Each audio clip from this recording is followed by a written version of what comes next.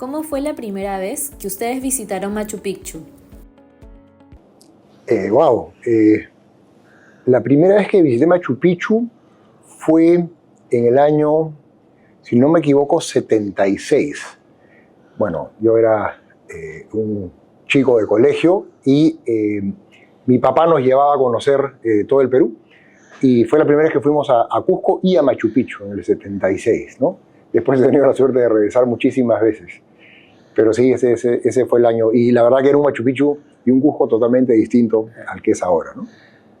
Estaba pensando, yo de haber tenido unos 8 o 10 años. Poca gente sabe, pero yo nací en Puno. ¿Me contaste? Sí, claro, hemos hablado. Entonces, yo me acuerdo que fui con mi madre y mi hermana. Por alguna razón, mi papá al final no pudo ir. Y estábamos yendo a Puno, en realidad. Así donde yo había nacido de 8 o 10 años antes de eso. Ya nos íbamos por ahí. ¿Desde dónde? Desde Lima. Ya desde Lima. Y la idea es, fuimos a Cusco y fuimos a Machu Picchu. Y el recuerdo que yo tengo de Machu Picchu, eso es como, no he rezado tantas veces como tú, pero sí he vuelto muchísimas veces, era un Machu Picchu absolutamente abierto. Tú podías entrar, podías dormir ahí adentro. O sea, era con muy poca gente, muchísimo menos estructurado de lo que era ahora. Igual impactante, pero sí de haber tenido unos 8 o 10 años que cuando conocí Machu Picchu.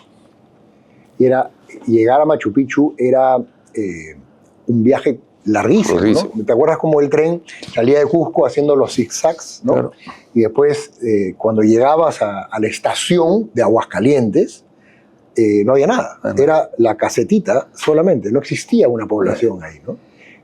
No, o sea, cuando tú ves, lo hemos comentado tanto, o sea, el Cusco de hoy, y me refiero no solo a la ciudad, sino a medio Antaitá, Urubamba, todo, el nivel de desarrollo que ha tenido en los últimos 30, 40 años es inmenso comparado con lo que había. O sea, la misma ciudad de Cusco, o sea, yendo para adelante, para atrás, pero la oferta gastronómica, la oferta hotelera, todo lo que había hoy en día era algo que, no te digo hace 50 años, en los 80 era impensado, ¿no? Impensado, sí, ha cambiado muchísimo. Además tuvimos un tiempo, con toda la época mala del Perú, ¿no? Del terrorismo, donde se retrocedió muchísimo además. No solamente no se avanzó, sino se retrocedió muchísimo. O sea que a mediados de los 80s y los principios de los 90s, la verdad que la ciudad de Cusco se había metido un retroceso muy importante, ¿no? En cuanto a infraestructura turística, ¿no? Pero otro Cusco, ¿no? Hay cosas buenísimas ahora, un desarrollo lindo en algunos temas, y por otro lado un desorden también preocupante, ¿no? Sí, es lo que dices tú, ¿no? Yo creo que hay poca gente. Te consta hace poco que estuvimos juntos en Cusco y de ahí te llamé para un par de datos donde comer en Antaitamo. Creo que hay pocas personas que han literalmente lateado tanto el Perú como tú. Y lo que dices, ¿no?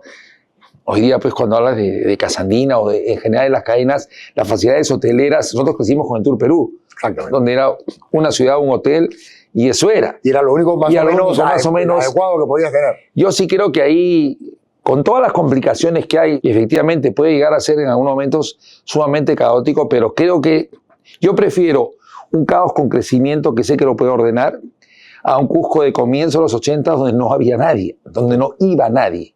Pero eso no quita de que sí creo que al turista, y lo hemos hablado, al turista que si viene, no sé, de Oslo, o de Bergen, o Dios sabe dónde en Europa, o del Asia, a él no le interesan tus problemas nacionales, él viene a pasarla bien. Entonces sí creo que a nivel del aeropuerto, la infraestructura, las facilidades, tenemos que darle una cosa para poder competir con nuestros vecinos, ¿no? Sí, absolutamente. Ahora, en verdad, ya que has tocado ese tema, sí hay una mejora impresionante en los últimos años, desde la época mala, esos últimos 25 o 30 años, en infraestructura. Recordemos, por ejemplo, las líneas aéreas, ¿no? Antes no teníamos sino unas líneas aéreas nacionales muy rudimentarias. Hoy día tenemos líneas aéreas de otro nivel, ¿no? Los trenes, ¿no? ¿Te acuerdas del tren a Machu Picchu? Sí, claro. Momento, de Enafer. Sabías a qué hora salías, pero no sabías y a cuándo regresabas, ¿no? La infraestructura hotelera, aparte de en Tour Perú, y en el caso de Cusco habían 2 o 3 cosas más o menos decentes, pero por ejemplo restaurantes, solamente podías comer en el hotel, sí, ¿no? Sí. Un turista me refiero, ¿no? Solamente en el hotel, o de repente algún restaurante típico muy puntual. Entonces, la verdad que la infraestructura en Cusco y en el Perú en general ha mejorado tremendamente, Sí. ¿no? ¿Qué significa ser un buen vecino? El sector privado es gracioso porque comienza a acuñar nombres de cosas que han existido toda la vida, ¿no? Ahora se habla de responsabilidad empresarial, de buen vecino. Yo creo que es tan antiguo como la empresa correcta. O sea, yo te hago en nuestro sector, por ejemplo. En cemento nosotros tenemos unas canteras enormes que en el fondo son concesiones. Entonces yo siempre digo a nuestra gente, ¿qué es ser un buen vecino? Imagínate que alguien se invita a su casa. Tú te portas bien.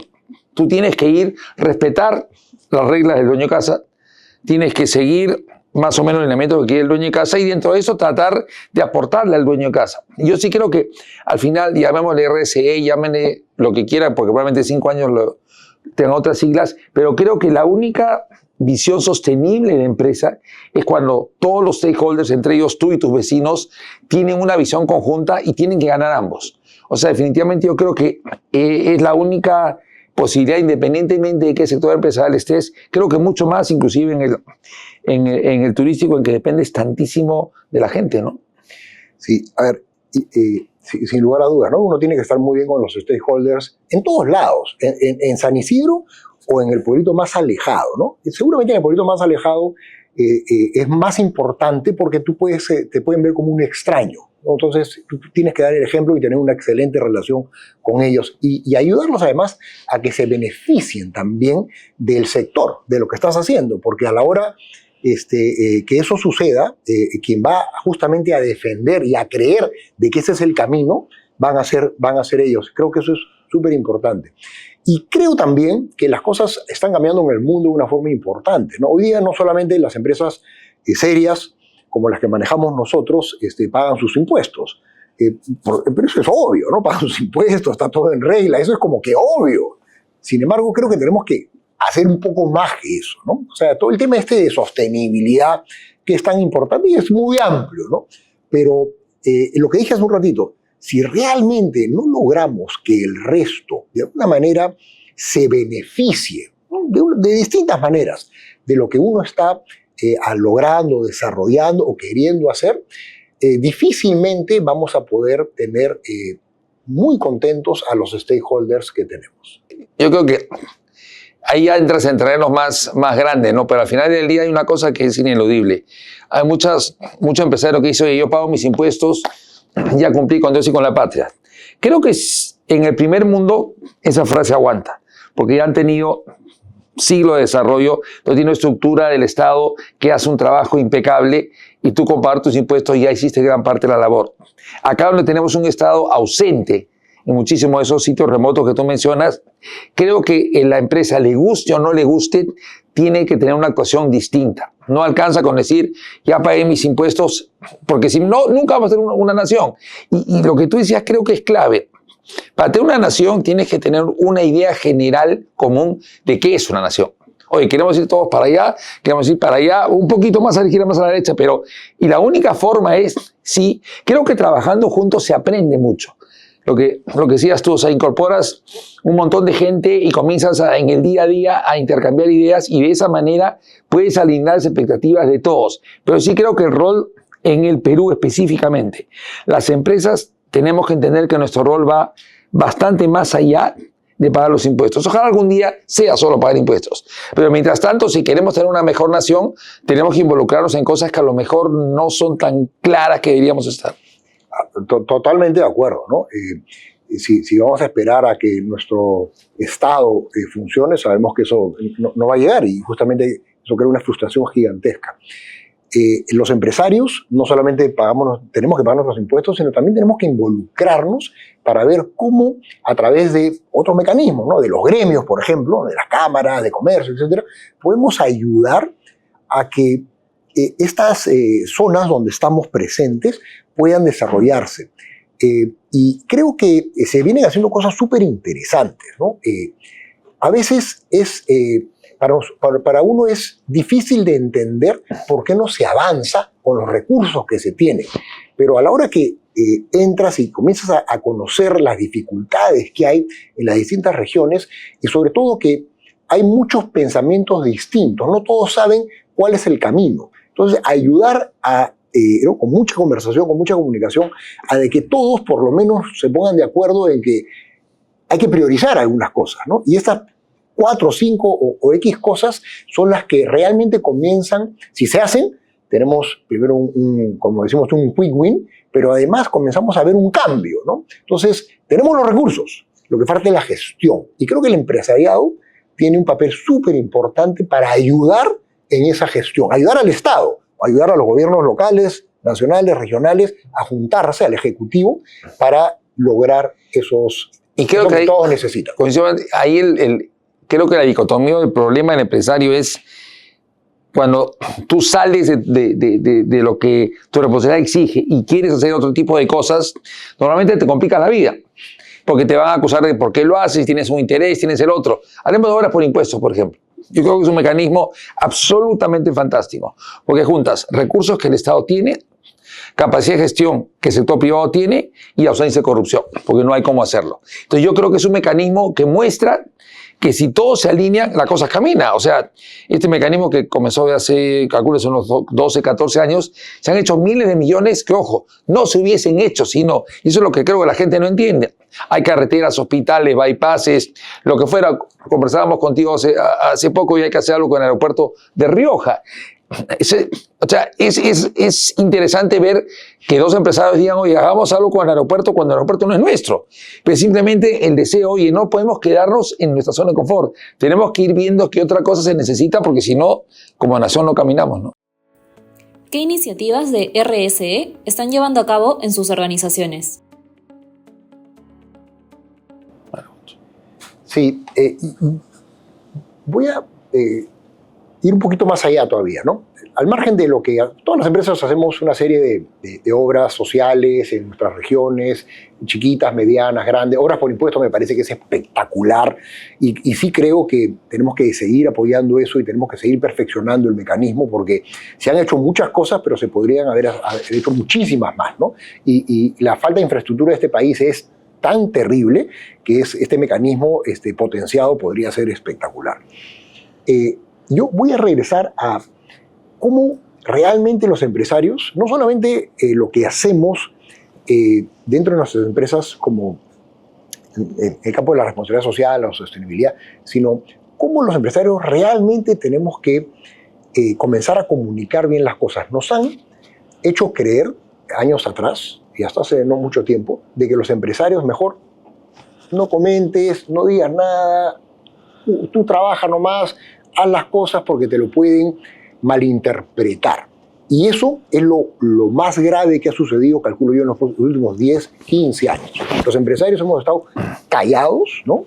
Y por supuesto, las personas que no están de acuerdo o creen que el camino no es justamente el de la empresa privada, son las personas que han estado hablando y hablando y hablando, ¿no? Entonces creo que estamos ahí en un déficit que tenemos que retomar inmediatamente, justamente porque hacemos un montón de cosas muy importantes. Hay que saber comunicarlas, ¿no? No se trata, no todo el mundo seguramente es bueno para hacerlo, pero hay que saber comunicarlas y para eso hay que trabajarlo, ¿no? Y hay que dar muy buenos ejemplos de las cosas que se vienen dando. No solamente los proyectos que podemos tener, sino lo que ya se hizo y los beneficios que eso puede traer. Y con esto termino. El otro día estábamos comentando justamente un tema que lo ha sacado un gremio importante soy director de este gremio de Lima, ¿no? Siempre relacionado al turismo, ¿no? En un destino maravilloso que nunca ha tenido vuelos comerciales, que es todo el callejón de Huaylas, Huaraz. Tenía un aeropuerto, por suerte concesionado, pero un aeropuerto chiquito donde no se permitían vuelos comerciales, porque son aviones chiquitos donde las líneas aéreas en el Perú no tienen aviones de ese tamaño. Entonces nos pusimos de acuerdo. Primero convencimos a la Cámara de Comercio de la región. De ahí fuimos inmediatamente con el gobernador regional, un gobernador que no era muy pro empresa, hay que decirlo acá. Conversamos con él, hablamos con el ejecutivo, hablamos con el operador del aeropuerto, con una línea aérea importante, y en un año nos pusimos a trabajar. Y en un año logramos, ¿no?, que la pista se mejore, se amplíe, que el terminal, con el apoyo de la empresa privada, un apoyo decidido de la empresa privada, se amplíe, ¿no? La ocupación de los vuelos está al 100%. Van a poner más vuelos, Y eso comienza a cambiar completamente el número de turistas nacionales y extranjeros que comienzan a llegar a este destino. Y eso es un círculo virtuoso espectacular. Entonces, teníamos el destino, estaba el aeropuerto que no se usaba, nadie se ponía de acuerdo en lo que había que hacer, y en un año, con una inversión relativamente baja, con mucho apoyo de la empresa privada, hoy día se tiene un aeropuerto que ya quedó y está listo, con terminal nuevo. Y cambiamos la situación. Entonces, y hay otros ejemplos interesantes como ese. Entonces, creo que los empresarios, que tenemos algunas facilidades tenemos más contactos, sabemos cómo se hacen algunas cosas, nos hacen caso algunos gobernadores o alcaldes, tenemos esas capacidades. Y creo que eso es absolutamente importante para comenzar a cambiar las cosas en este país. Sí, o sea, yo creo, rescatando 3 o 4 puntos de lo que has dicho. Lo primero es, la historia la va a escribir alguien siempre. Entonces, esta deformación del empresario de no, yo me quedo calladito, acá y dejo que otro escriba la historia, tiene un riesgo enorme. Si escriben la historia mal, tú tienes doble esfuerzo. Tienes que deshacer la historia para escribirla encima y es difícil que te crean. Y creo que los empresarios hemos dejado durante 15, 20 o 30 años que mucha gente escriba nuestra historia y nosotros hemos estado haciendo lo que mejor sabemos hacer, que es trabajando. En segundo lugar, creo que hay una cosa, y tú lo has tocado. Yo, en emergencia que hemos tenido, si yo levanto el teléfono buscando el apoyo de otros CEOs de empresas, lo he recibido siempre. Siempre. Te digo, o sea, cuando pasó el fenómeno del niño, cuando ha pasado lo que haya pasado cuando vino el Yaku, es impresionante la solidaridad inmediata del empresario. Impresionante. Impresionante. Y cómo nos entendemos. Entonces, al final del día, yo creo que el empresario, podríamos hablar días de por qué se retrajo del escenario de la comunicación, creo que por un error malentendido. Nosotros somos probablemente la empresa más grande en el norte del Perú, una presencia por todos lados. No podemos pretender que no existimos. Es como el elefante en la esquina, por más que me esconda, me ven de cualquier ángulo. Y creo que tenemos una obligación de hacer, y ojo, yo lo pongo más allá. El otro día que me invitó la gente de la TAM, yo regresando puse un post que no tiene nada que ver con mi empresa. Pero lo que decías tú hace un rato, cuando me contó Manuel Banor que hoy día tienen ellos solamente 27 vuelos diarios al Cusco, más los otros creo que sumaban casi 40 vuelos diarios. Esa primera vez que tú fuiste a Machu Picchu, yo fui, probablemente habían 2 y salían cuando les daba la gana. Entonces también creo que el empresario tiene que, cuando se cruza una experiencia de una empresa que ha hecho una cosa importante, en mi opinión, un país que no tiene conectividad no es un país, no es una nación. Y creo, hay mucha gente que puede no gustarle una cierta aerolínea, pero por el amor de Dios, tener hoy día 40 vuelos al destino, ojalá fueran 80 algún día. Claro. Pero hay un avance importante y también tenemos que destacar lo que hacen nosotros. Nosotros, por ejemplo, hablando de solidaridad empresarial, a raíz de las lluvias, todo, en la zona de Bayora, en la carretera de la Niña, 2 puentes se cayeron. El Estado estimaba más o menos que se llamaban 25 años de construirlos, habían 5 poblados absolutamente aislados. Nosotros vamos a entrar por las astas, 90 días más tarde los 2 puentes estaban repuestos. Y a eso voy. No es el rol de nosotros. Yo tuve que buscar cómo hacerlo, poner los recursos, pasar el sombrero entre otros, pero al final del día, si nosotros no lo hacíamos, íbamos a tener por lo menos estas 5 poblaciones aisladas o caminando Dios sabe cuántas horas para llegar. Pero todas esas cosas no se cuentan. No se cuentan. Y tú hablas de los gremios. Yo creo que los gremios tienen un rol absolutamente fundamental. Pero si tú ves los gremios en otros países, son tremendamente respetados, son tremendamente escuchados, pero ojo, se compran el pleito. Cuando hay que decir, este político es un corrupto, lo dicen. No se agazapan pensando, no, mejor me quedo callado porque el día de mañana esto me puede repercutir. No, tú tienes que contar tu historia si no la cuentan mal. Cuando el político es un corrupto y cuando el empresario también hay que decirlo.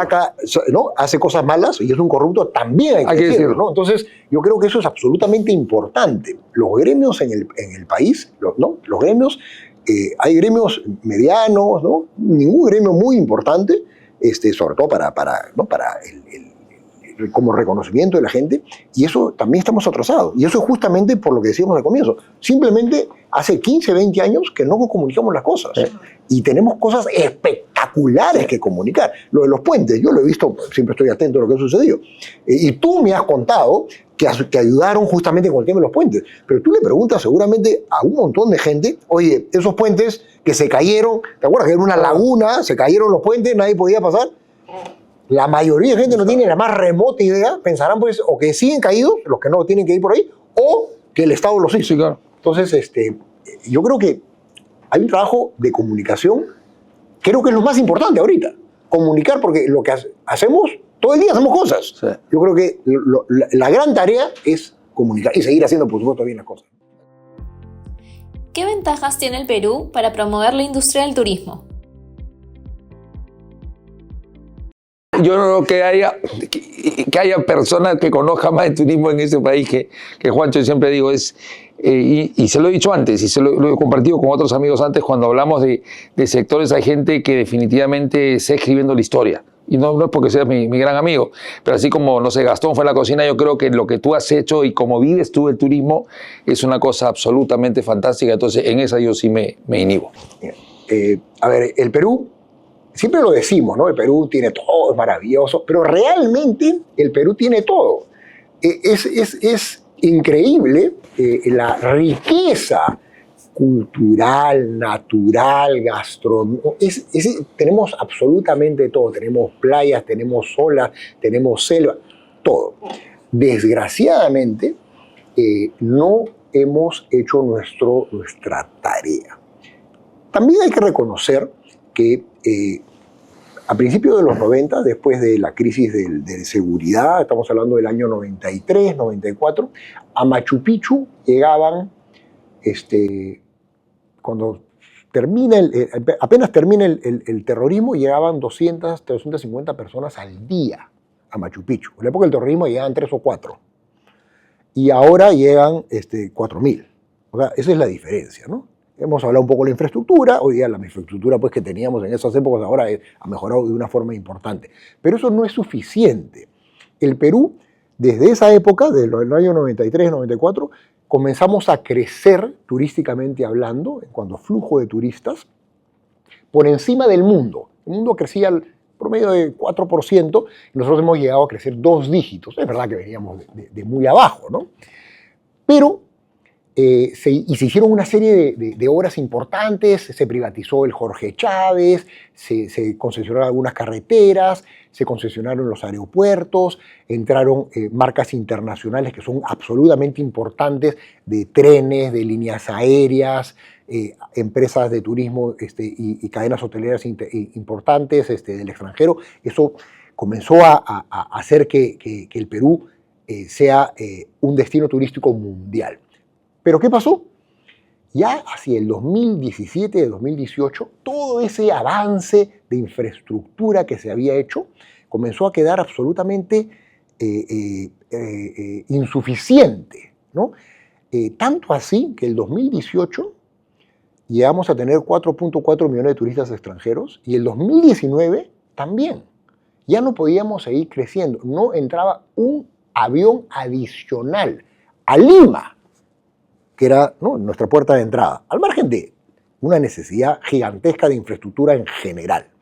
Entonces, eso recién se está resolviendo con el nuevo aeropuerto, en fin, con una serie de cosas que estamos haciendo. Pero si nosotros tuviéramos la infraestructura y la conectividad, primero la infraestructura y después la conectividad, con buenas carreteras, con buenos trenes, con buenos aeropuertos y algunas cositas adicionales, en los distintos circuitos turísticos que tiene el país, que son maravillosos, el sur, la ruta Moche, todo lo que es el Amazonas, principalmente, podríamos, sin lugar a dudas, ser la potencia turística de la región. Nadie, ningún país de la región, podría siquiera acercarse a nuestros números. Nosotros con todas las dificultades que tenemos, siempre estamos medios punteros, ¿no? Y no venimos creciendo, hemos decrecido en turismo. Entonces, lo que tenemos es demasiado. A veces Mira lo que pasó con Venezuela, ¿no? Tenían demasiado petróleo y mira cómo han terminado. Eso es un tema complicado. Nosotros tenemos tanto que no lo hemos sabido aprovechar. Y eso es justamente la oportunidad que tenemos.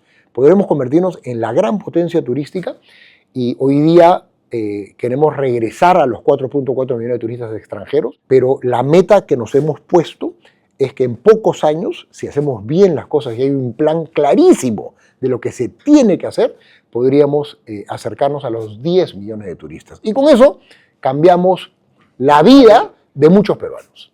Entonces, yo quiero complementar lo que dice. O sea, creo que toda industria, no sé, la minería, cualquier industria colabora de diferentes maneras al país, pero yo no se me ocurre, yo soy economista de formación, ninguna industria que tenga un impacto tan multidisciplinario en el sentido generación de empleo, cultura, integración, identidad como lo tiene el turismo. Entonces yo sí creo que eso, o sea, cuando llega un hotel, cuando llega un avión a un sitio, les cambia, como dices tú, la vida y el futuro de esa gente, ¿no? ¿Y dónde se hace turismo en el Perú? En muchos sitios, pero muchos de esos sitios son las zonas más necesitadas, más pobres, el sur andino, ¿no? La selva. Entonces, lo que tú has dicho, ¿no? La mano de obra que puede dar el turismo es impresionante. Empleamos más o menos un 60% en general en el sector, mujeres inclusive, ¿no? Entonces, hay un porcentaje gigantesco de gente joven que, como tenemos horarios flexibles, pueden ganar plata y pueden pagarse sus estudios. Entonces, la verdad que es un círculo virtuoso espectacular que estoy seguro estamos nuevamente encaminándonos para lograrlo y por qué no tener estos 10 millones de turistas en los próximos años. ¿Cómo ven el Perú en 20 años? Para mí, muy positiva. Yo creo que el Perú tiene hoy día unas oportunidades que no tiene ningún país de la región. Estamos a punto de inaugurar un puerto que nos va a permitir ser, va a ser el segundo puerto más importante del Pacífico y eso cambia completamente la conectividad justamente con Asia. Vamos a tener en pocos meses el mejor aeropuerto, el más moderno de la región, el Jorge Chávez. Dentro de poco esperamos tener un aeropuerto internacional de muy buen nivel en Cusco. Tenemos el precio de los minerales, ¿no? Cómo han cambiado además. Hoy día todos sabemos la importancia que tienen pues, los minerales que produce el Perú, ¿no? Para el futuro, ¿no? del desarrollo en general. Entonces, yo creo que lo que se nos viene es algo espectacular y si logramos manejar bien las cosas, lo único que podríamos pensar de este país es un gran crecimiento sostenido por los próximos 20, 30, 40 años, seguramente con algunos hipos porque no somos perfectos, pero el futuro que yo veo es muy, muy bueno. Yo no podría coincidir más con Juancho. O sea, yo he visto de otra manera. Creo que el crecimiento, el interés de un país siempre tiene que verse en forma relativa a los otros países. Yo, si no fuera peruano, lo que fuera, yo creo que el potencial de crecimiento de Perú en los siguientes 20 años no lo tiene ningún país de la región. ¿Por qué? Porque tenemos tantas cosas. Hemos hablado casi todo de turismo que creo que es el que más puede crecer y el que más puede ser transformacional para el Perú. Pero podemos hablar de minería, podemos hablar de agroindustria, podemos hablar de pesca. O sea, somos líderes en muchísimas cosas, siendo un país relativamente chico. Entonces, yo sí creo que lo que es increíble es, hoy por hoy, con todos los temas políticos que hemos tenido, seguimos teniendo a la macroeconomía más sólida de la región. O sea, eso es una cosa que nosotros tenemos oportunidad de visitar inversionistas en Estados Unidos, en donde la gente lo rescata. Entonces yo lo que digo es, el Perú lo que necesita es un tema de ordenarse y hacer la tarea, ¿no? Acá no tenemos que descubrir Choquequirao ni Machu Picchu, ya están. Acá lo que tenemos es, oye, los recursos los tenemos. Tenemos 33 millones de peruanos. Yo creo que el peruano es un tipo realmente echado para adelante, emprendedor, trabajador. Hace falta que como sociedad administremos la suerte de lo que tenemos y en eso coincido contigo. En 20 años podríamos estar con holgura siendo una economía o un país, no una economía, un país que el resto de América Latina o otros países del mundo hablen de milagro peruano, como en algún momento comenzamos a hacerlo. Nos desviamos, para mí es parte de eso lo que tú dices, 30, 40 años, pero tenemos todas las condiciones para hacer ese milagro peruano. Yo cuando hablo con gente joven, hace poco lo decía acá, yo entiendo a la gente que quiere emigrar, bacán, o sea, vayan, tienen todo el derecho, pero realmente acá hay muchísimas oportunidades en todo sentido y sí creo que podemos ser un país fantástico en los siguientes 20 años, al menos esa es mi visión, ¿no? Y los extranjeros así lo ven. Sí. ¿No? Y las inversiones, ¿no? El puerto es chino, ¿no? El aeropuerto es inversiones alemanas, ¿no?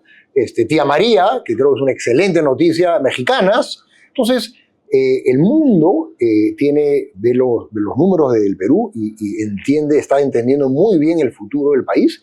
Y claro, los peruanos hemos tenido un bache y estamos, ¿no? Algunos un poco, ¿no? Miedosos de seguir invirtiendo y seguir creyendo en nuestro país. Yo creo que ese miedo tenemos que eliminarlo pronto. El tema político siempre será complicado, siempre está ahí, el mundo está complicado. Creo que nosotros tenemos que seguir trabajando porque el futuro que nos espera es inmenso. ¿Qué viaje marcó sus vidas y qué aprendizajes les dejó?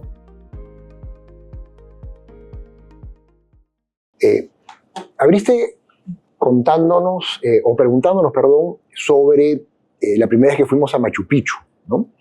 Y para mí ese viaje del 76, si no me equivoco, con mis papás y con mis hermanas, fue mágico, ¿no? Fue algo impresionante. Fuimos con una agencia de turismo muy importante en esa época, y con unos guías de primer nivel. Estuvimos varios días visitando toda la zona de Cusco. Y la verdad que ahí uno se da cuenta de lo que realmente tenemos, de la historia, de la grandeza, de lo interesante que puede ser este país, ¿no? Porque nosotros como familia ya conocíamos muchas otras partes del Perú y del mundo. También teníamos la suerte de haber viajado un poco, inclusive desde chicos. Pero ese viaje fue inolvidable, ¿no? Sobre todo con excelentes guías que nos contaban una historia fantástica que es la historia del país, ¿no? Entonces, ese es quizás uno de los viajes que más recuerdo, de muchísimos que hago, porque mi negocio es un poco viajar y me gusta también a mí y a mi familia, o sea que tenemos muchísimos viajes maravillosos, pero este es único. Yo en Perú tengo un recuerdo, yo era chico, tenía unos 10 años, y con mis padres y con mi hermana hicimos un viaje de Tumbes a Tacna, Wow. por carretera. Y fuimos parando, no te exagero, si nos habrá tomado un mes en ese momento. Y conocí Piura, conocí Chiclayo, conocí Chimbote, nos pasamos de largo Lima. Y fue interesante porque estás hablando, lo que hablamos en Tour Perú, o sea, llegabas, las facilidades eran pocas, pero ¿por qué lo traigo a colación? Hoy en día hay 500 veces más facilidades de infraestructura que ese momento. Entonces, si yo que en ese momento tendría a lo mejor 12 o 13 años, realmente disfruté mi país con todo lo que hay hoy día. O sea, que no es que llegas y hay un hotel, sino es que llegas y hay un montón, y hay donde comer, y hay donde pasarla bien. Pero el potencial siempre estaba ahí. O sea, haber pasado por Zorrito, donde tienen ustedes hoy en día, pero donde no había nada. No había nada. O sea, hoy hablamos de turismo de aventura. Eso era aventura porque ni siquiera sabía dónde estaba el siguiente grifo. Claro. Entonces, cuando la gente dice y se queja que en el Perú falta eso, en el Perú falta otro, no nos olvidemos, si tú tomas la foto de un país, esa foto no te dice nada si no ves de dónde viene. Entonces, no podemos, o sea, el Perú ha cuatriplicado su PBI en 30 años. Eso es indudable, es innegable. Que estamos en crisis, bueno, estamos en crisis, pero a veces nos olvidamos de eso. O sea, yo me acuerdo en este Volkswagen Escarabajo, que lo hemos conocido de chiquitos, claro. Era pues lo que hoy día sería un turismo, para mis hijos sería pues como irse a un turismo de aventura tremendo, ¿no? Pero sí ese Perú, que hay que quererlo, hay que caminarlo. Una cosa que cuando Juancho me cuenta de sus ascensos, que va con su hija y los hitos que va y ve, yo no tengo ese espíritu tan aventurero. Digo, ok, nosotros hablamos de Machu Picchu, hablemos de Quito, lo que sea, pero la cantidad de cosas que hay que no conocemos es brutal. Lo único que no nos puede pasar, lo que dices tú, que haya tanto que nos compliquemos la vida. No, ordenémonos, pero sí, o sea, ese recuerdo que yo tengo de los 10 años, que es un recuerdo tremendamente emocional y bonito, es cuando tú comienzas a querer un país.